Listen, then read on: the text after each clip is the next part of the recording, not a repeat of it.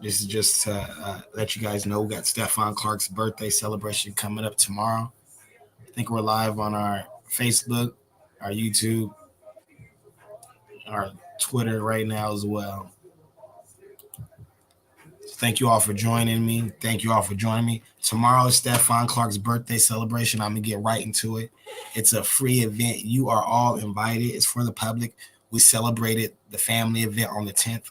That was his actual birthday. But this Saturday, which is tomorrow, we'll be having a celebration of life and legacy for Stephon. You guys are all invited. It will be at Stephon's house, 5940 Rosebud Lane, 8 p.m. Sacramento, California, 95841. All that information is on the flyer on my page. I'll post that again so you all get that information. But we want to honor his life and legacy. Stephon would have been 27 years old, and he should be alive with us today with his two sons. There's also a lot of court things coming out regarding that case still. It's still a fighting case when it comes to the civil suit and whatnot. But we're still calling for justice and accountability on not some levels, but all levels. And I think we have to be very clear on our fight for justice. So what I want to talk to you guys about is not just Stephon's birthday, because Stephon's birthday is huge, but where we're having it at. We're having it at Stephon's house. And Stephon's house is one of the first actionable items created after the protest by a family that has been directly impacted by community and police violence. You must understand I did lose a brother as well to community violence. I didn't just lose my brother Stephon to police. I lost my older brother DeMarcus to community violence.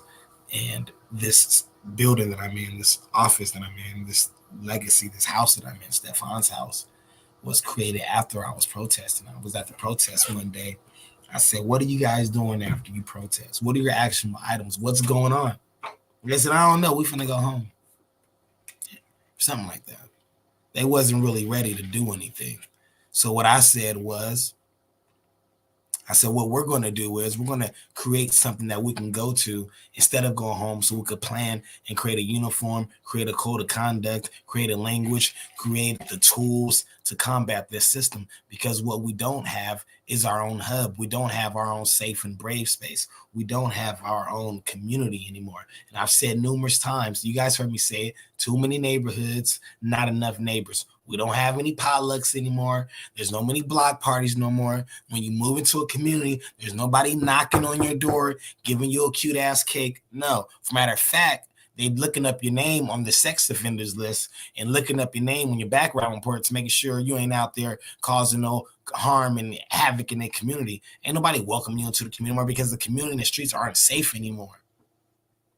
So that's why Stephon's house was created, because it's a brave and safe space. And everything we'll be doing will be here. So our backpack drives will be here. Stephon Sundays will be back here.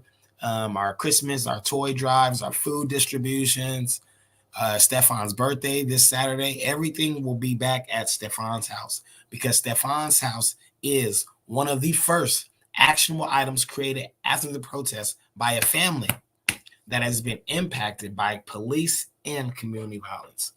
You have statues of these white terrorists all across the nation. Confederate flags. A lot of these terrorists had slaves. A lot of these terrorists done destroyed and killed more than they done built in life and legacy with love. And yet you have statues and bridges named after them. You understand the March on Selma we just did again, because you know I do that every year now, unfortunately. The bridge is still named after the former Grand Wizard of the Ku Klux Klan. The former Grand Wizard of the Ku Klux Klan. So when you have all these statues named after these white symbols, then what you see is, yes, thank you, Voice of the Streets podcast, for understanding. What you see is a deterioration of our symbols, of what we stand for, what love, life, legacy, and freedom and prosperity looks like, because they keep honoring these people. They're not tearing these bridges down. You don't see a Trayvon Martin statue. You don't see many George Floyd statues. You don't see many Breonna Taylor statues. You don't see many Stephon Clark statues. But, if we don't start our own Stephon Clark libraries, nobody will. All of us, Sean Monterosa, Oscar Grant, Eric Garner, Breonna Taylor, Sandra Bland. I can go on and on. There's too many names, but all these names should have statues, museums, murals all throughout the cities where they were assassinated. Because that's how we commemorate life and legacy, because a lot of us haven't got justice and accountability. And the fight for life and legacy is completely different. The reason I fight for life and legacy is because for our last name, not our first, we have Stephon's house. Stephon's house is something we created for the people through my brother's life and legacy. You see what I'm saying? We have a music studio here. We have a theater, classroom. We have a therapy room for our cultural competent therapists. We have classrooms and offices. We have main rooms. We have a gift shop. We have a game room for the children. You know what I mean? Like, it's for the people. Stephon's house was created specifically for the people. So that way we have and can start building our community. Because if nobody's going to give us the space to build our own, we have to build our own. And the primary function for Stephon's is to be a safe, brave space, a brave, safe space for the underrepresented community of the underfunded community. I initially created Stephon's house for families that have been impacted by community or police violence. That was the initial reason for creating Stephon's house. Then I realizing that, even the people that haven't been impacted within the community, they need the resources too. So that way we could prevent them from being impacted in the long run. You see what I'm saying? We are in the prevention game more than anything. How do we prevent Stephon's from ever happening again? How do we come in? Okay, I'm doing a live right now. So yeah, feel free to just start on whatever right now. How do we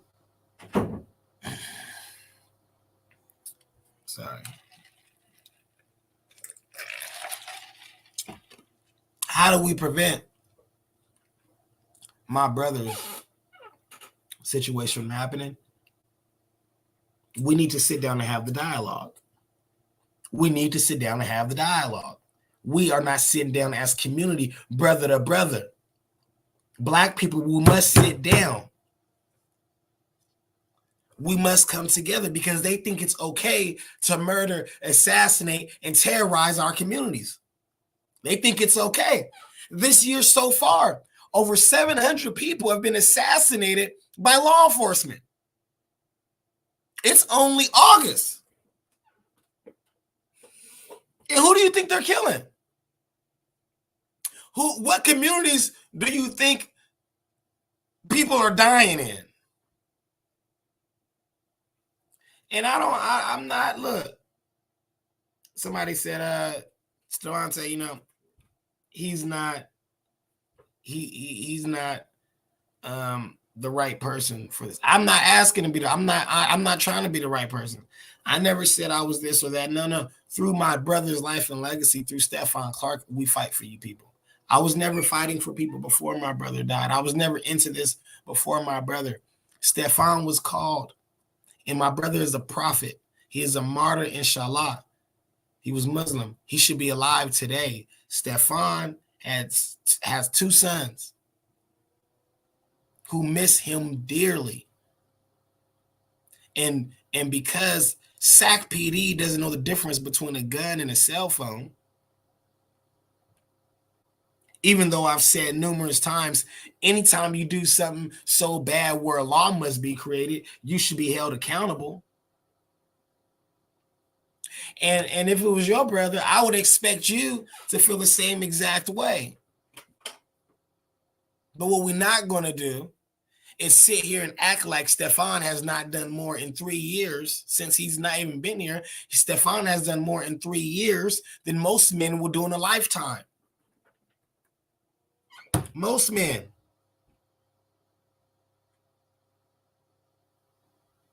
Most men. And until we as a people come together and police our own communities, brother.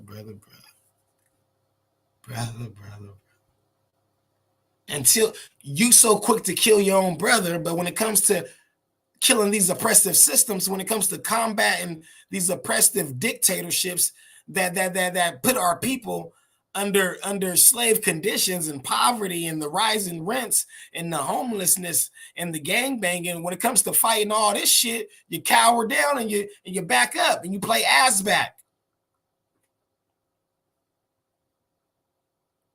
It's easy to go out there and fight amongst each other because we're in the village. But what are we going to do when these outsiders come into our village and try to fight us and beat us and kill us and take us away in their concentration camps? These are not rehabilitation centers. These are not rehabilitation centers, because when you go to a rehabilitation center, you come out better. When you go to Sacramento County Jail, you might not come out at all because they kill people. Ask the family of Antonio Thomas. Ask the family of Marshall Miles. Ask the family of Sandra Bland. I don't trust these systems for shit, and neither should you. That's why I have a problem with black people fighting in the military. Yeah, I said it. Okay. I've said worse things than that. I don't like the fact that sometimes you got people willing to die for a country that ain't never did shit for you. That's just my personal opinion. Yes, America has probably done some great things on earth. Yes, that is true. But America is one of the most racist countries in the world, and one of the most corrupt. Look, the police have their own Bill of Rights. That should tell you something right there, that the police have their own Bill of Rights. Why do the police get to have their own Bill of Rights? That should tell you how strong these unions are.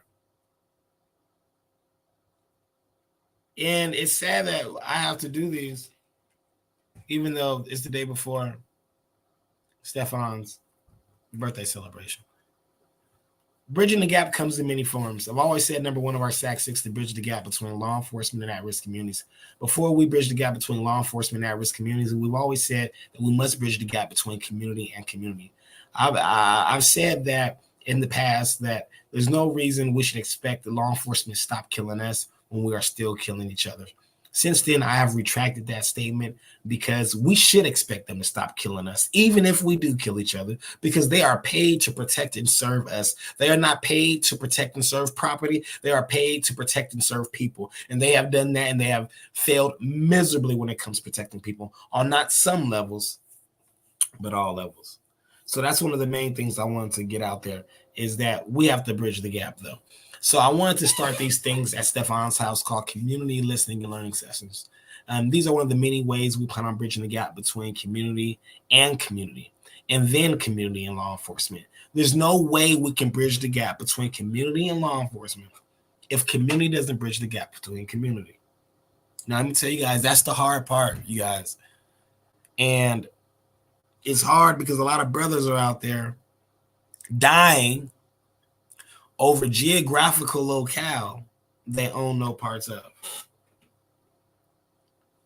I'm not here to condemn or moral condemn anybody.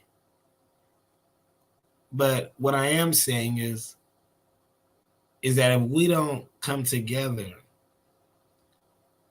like right now, when it starts with the dialogue, at least the discussion, then the numbers you see are only getting worse. It's only 700 people right now that have died, and that's high, because nearly every year police kill 1,000 people. And by the looks of it, those numbers are going to continue. But if we don't come together as a community for the dialogue, black men, black women, all black people, and underfunded, if we don't come together, we are going to go extinct. But before we go extinct, we're going to go bankrupt, because they're going to wipe us out financially. And that's already what they're already trying to destroy the families. They're already trying to destroy our children with the social media and all the sex on TV, all the Sodom and Gomorrah like behavior, even on Disney Channel. You can't even turn on the damn Disney Channel anymore without seeing all types of weird stuff. You can't even, the world is crazy right now. There's no accountability for these elected officials. But if we don't come together as a community and have these listening and learning sessions where we are able to learn from elected officials and culturally competent therapists on the struggles they deal with in the community when it comes to getting things done and how we can help. But they have to be able to listen to us. Even the gang leaders and the gang members have to listen to us on what we need in the community, on what our necessities are, on how we feel. It has to be a way where we can listen and learn from each other and have sessions that bridge the gap through community and community first before we bridge the gap with law enforcement. Because law enforcement, it feels like in our community, is the biggest gang to ever exist. Blue Lives Matter? What? Get the hell out of here. And I'm not anti-law enforcement. Rest in peace, Officer Natalie Corona. We love you. We anti-police terrorism. We're anti-police brutality. We're anti-police corruption. We're anti-police militarism. I told y'all a million times, you can have 1,312 cops. 1,300 good cops, 12 bad cops. If the 1,300 good cops don't say nothing about the 12 bad cops, you got 1,312 bad cops. Period. It's accountability on not some levels, but accountability on all levels. And Stefan's house was created to talk about accountability. If you love me, hold me accountable. That's why I've always said transparency without accountability means nothing. There's no point of me knowing somebody is cheating on me, right? Doing me dirty. Cheating on with all my friends, my partners, just cheating on me, right? And they don't get held accountable. What's the point of the transparency? You know, you can be transparent all you want, but if there's no accountability attached to that, then that person will continue to do those belligerent, evil, deceitful, conniving things because they have not been held to account. And accountability is a big word, you guys. Now, me, I cuss everybody out. I hold people accountable all the time. Yeah, and people cuss me out all the time too. People tell me all the time I ain't shit. They tell me all the time. You ain't did nothing. I get it a lot, but I give it too with love because I want to hold you accountable. Let me tell you something. You have to understand that if you want to get things done the right way, sometimes you got to do it yourself. And true leaders, I'm talking to my true leaders. True leaders hold accountability and delegate responsibility. You could delegate. That's why when you see things go bad, the people in the background, the executives behind who really fucked up, are never held accountable. The face is the one to always be held accountable. Because if you're a true leader, you're supposed to take that. The captain takes the accountability. And we have to understand that. And Stefan's house will include workshops, exhibits, lectures, classes, movie nights, game nights, public programs, archives, collections, book readings, dinners, fundraisers, parties, lectures, and much more. And the reason I'm saying all this is because on top of the community listening and learning sessions, we need to have a place where we could have the workshops on how to feed our people. We need to have the classes on the financial literacy program. How you going to fight for social justice when you ain't got no food justice? Your food needs justice too. When you got no economic justice, you need the money in your pocket. You need the lectures. You need the knowledge. You need the motivation. You need the inspiration. You need the health and the resources. You need them both. That's why I love resource health fairs and wellness fairs and all that, because you get both. You get the resources and you get that mental health, that trauma, them generational curses you're trying to break. You get all that. And Stefan's house is for all that. Movie nights, bingo. Who don't like bingo? Everybody like bingo when there's prizes involved. And we got prizes here. Our archives collection, we have more CDs here than any CD, than Tower Records. We have more DVDs here than Blockbuster, than Blockbuster. People don't make DVDs anymore. We have an archives collections. We have a collection of books here, over 10,000 books here for you to choose from. 10,000 books for the people to have access to. It's amazing. And then you can also do your dinners, your fundraisers, parties, so on and so forth. That's why Stefan's house was created. Stefan's house will be a social justice center for activists, artists, socialpreneurs, entrepreneurs, educators, researchers, philanthropists, students, neighbors, impacted families, members, investors, and much, much more. Because that's what we need.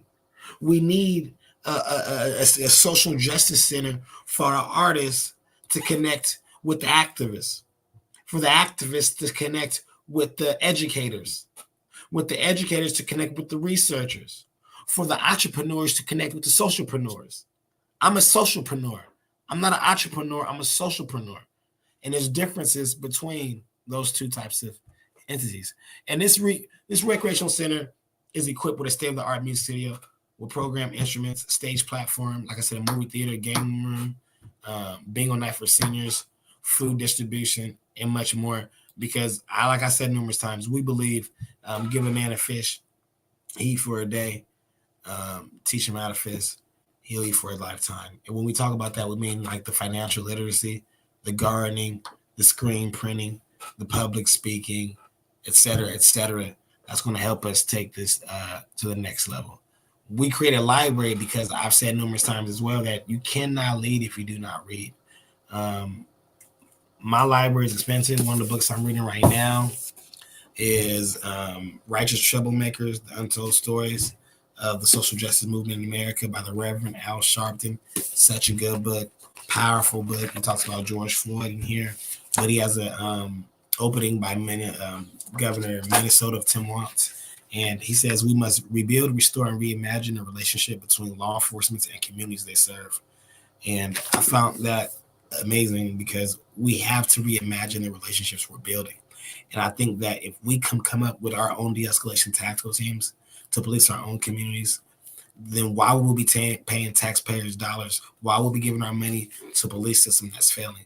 We could just pay our own. You see what I'm saying? Create our own 811 number and train our own rehabilitated members in our community. Get them a house somewhere in the community so that way they can't leave. We'll promise them like $60,000 a year to stay home, because we don't want you leaving that community to patrol our community. That's the problem now. People are patrolling our communities from outside the community, and they come to our community killing people and going back home to Granite Bay. And that's out of pocket. That's why we need our own de-escalation tactical teams in our communities as living and being in community policing, getting out of your patrol car, knocking on the door, asking them if they read this, have they been to Stefan's house, have they done that, have they done community service, have you checked with your probation officer? We need actual community policing, and until we get that, we need to police ourselves, because obviously these people are not going to do it. Second book right here, DNA of Cheaters.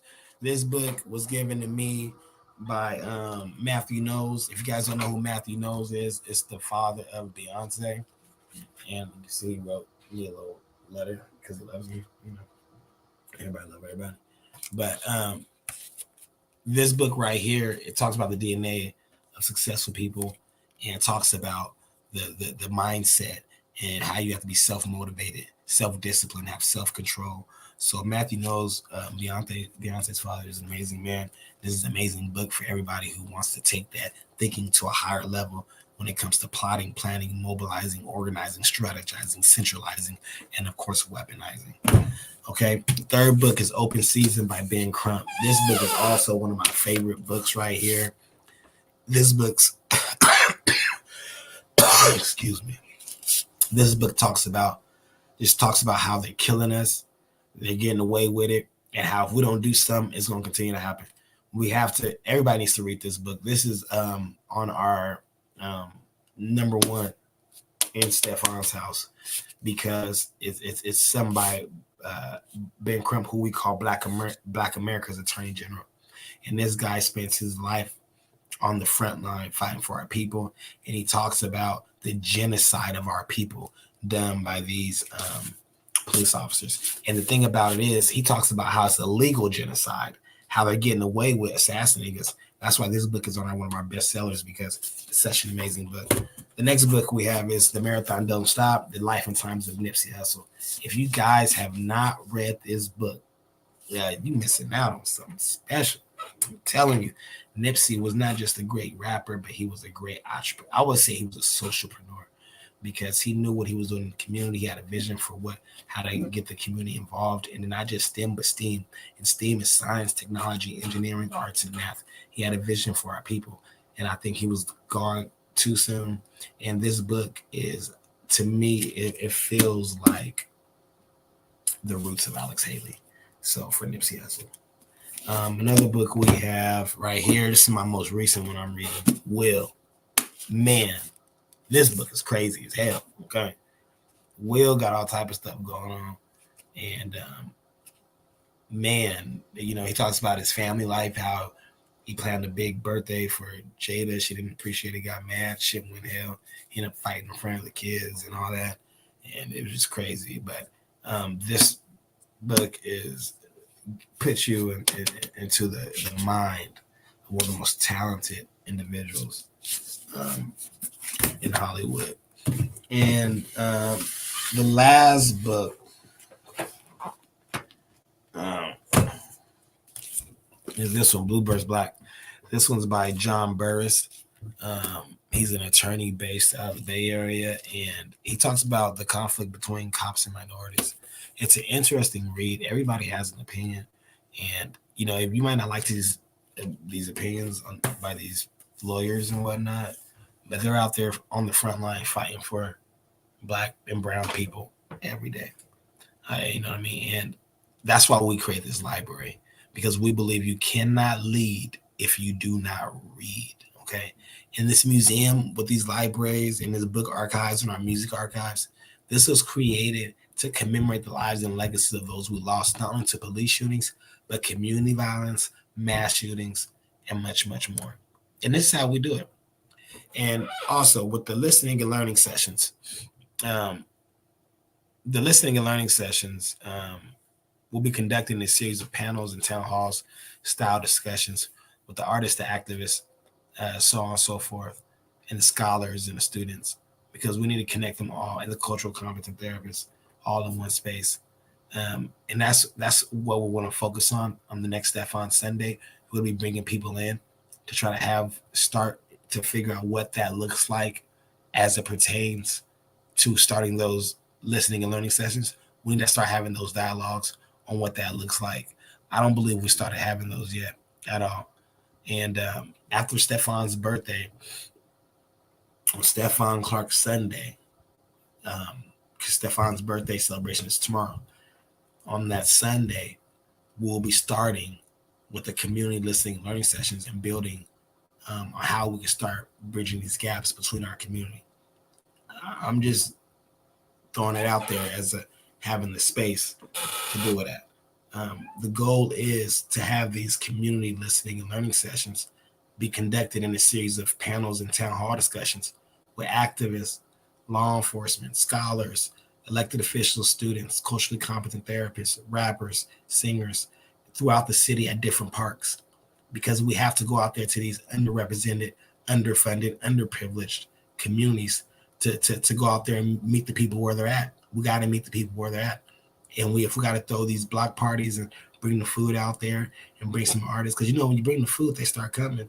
You know that you bring the free food, they start coming. It got to be some good food. You know what I mean? We don't want the reviews bad, because we want to go to all the different parks throughout the city, and we have to we have to be able to let each other speak without getting upset and angry. There is a such thing as righteous anger. I've said numerous times, passion without direction is chaos, and passion with direction is purpose. The problem with a lot of you passionate people is y'all ain't got no direction, so the shit look chaotic. If you get your shit directed, then maybe you can get some shit done and turn that passion into purpose, huh? But the problem is you don't want to turn that passion to purpose, because it's easy to be mad and rah, rah, rah and shit all day. Anybody can rah, rah, rah and shit all day. But when are you going to come together, have the discussion, bridge the gap, have the dialogue on how you can bridge the gap so we can actually get shit done? No, you don't want to do that, because you got to talk about the problem from the sidelines. How the hell are you going to talk about the problem from the sidelines? Quit being ass back. You know what ass back is, right? Ass back is when you try to get in the game and coach say get your ass back, because you can't get in the game. Your position is ass back. You're not getting in the game because all you do is talk. You don't want to play. You don't want to get active. You don't want to get your shoes dirty. You don't want to get your hands messed up. You know what I mean? Because you're not ready to get in this fight. I've been to jail. I've been in mental institutions. I've been ostracized from the community. I'm not the most liked person. I'm not trying to be liked. I want justice and accountability on not some levels, but all levels. But I also want to prevent what happened to my brother to happen to anybody else's brothers or sisters or mothers or fathers. That I'm trying, at the same time, seek my own justice. And bridge the gap. So I'm trying to prevent from my brother's situation from happening to anybody else. I'm trying to get justice and accountability for myself. And I'm also trying to bridge the gap between community and community, which is not my job. I did not sign up for it. At the same time, I think we all want that, you know what I mean? Most people only do community service anyway when it's court mandated or the school requires them.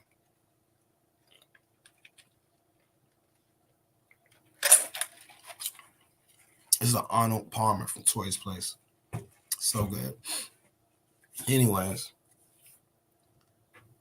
nobody's doing community service no more like that. So when it comes to serving your community, you should feel great about serving your community. You should be honored. There was a great president. His name was JFK. He said, it's not what your community could do for you. It's what you could do for your community. Something like that, he said. And that's what I'm telling you guys right now watching. It's not what your community could do for you, because obviously your community has failed you numerous times on not some levels, but all levels. This community has failed miserably when it comes to protecting life and legacy. We come and we do these lives, we do these panel discussions, but ain't we tired of doing the damn panel discussions?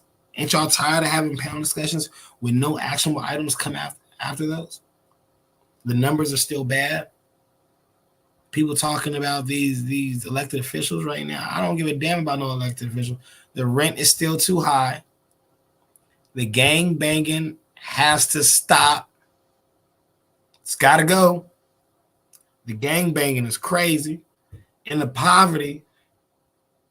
Do you see all those tents and homeless people lined up on Roseville Road? Or is that just me? Am I the only person that see all those tents and shit lined up on Roseville Road? They got electricity and shit. The homeless crisis is crazy. Sacramento homeless crisis is crazy as hell. We have more homeless people in the streets of Sacramento than San Francisco. That's horrible. That is horrible. And somebody got to be pissed off about it, because you guys we are being too desensitized about it. We getting used to seeing these homeless people just walking dead. The kids just looking at them like, oh. And then they go into restaurants disrupting shit. They go in the stores stealing shit. They go in the bathrooms destroying the bathrooms. And it makes you all uncomfortable. And instead of doing something about it, you got to sit there and watch these people and judge them, morally condemn them as if you've been perfect and righteous your whole life.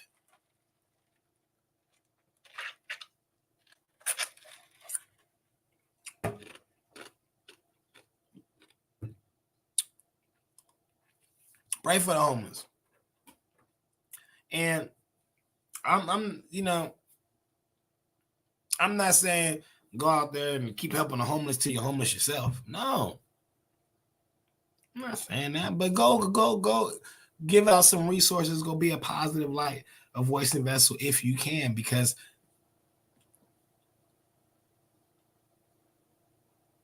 goddamn it, why not? Because the homeless, and I don't mean giving up a room in your house or something. You know what I mean? Don't be giving up your room to strangers. But that means giving them the resources that they can to get their own room, their own transitional or affordable housing. We all know some resources. We all know people. And we have to be willing to engage to talk to the necessary people to help the people who need the help, so that way we can have a better community around us all. Because the homeless The homeless situation is out of hand, you guys. And if we don't do something about this homeless situation, I'm not talking about no damn shelters. Shelters are not a solution for homelessness. Shelters are just a cot for a night.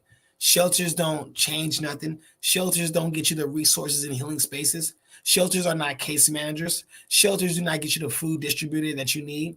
Shelters do not do anything for you when it comes to getting you out there ready for the real world.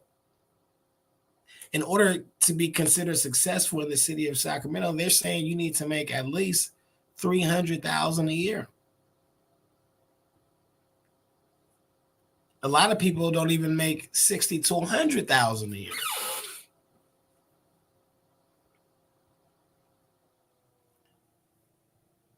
They say the average. They say the average black person or the black American makes about 12 cents on the dollar, I believe, and the average Latino makes 23 cents on the dollar or something like that. That's sad. Sad. Sad. I'm with love and justice and accountability. I want everybody to support my brother's birthday coming up with love. But the reason we do what we do is for life and legacy.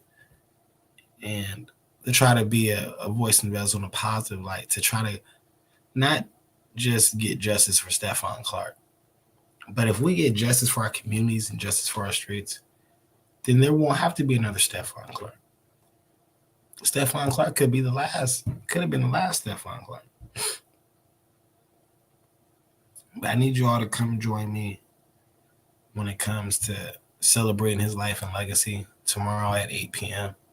here at Stefan's house. Because that following day on Stephon Clark Sunday, when we gather here, we are going to be coming up with actionable items on how we can take our streets back. Thank you all for this special conversation with Mr. Clark.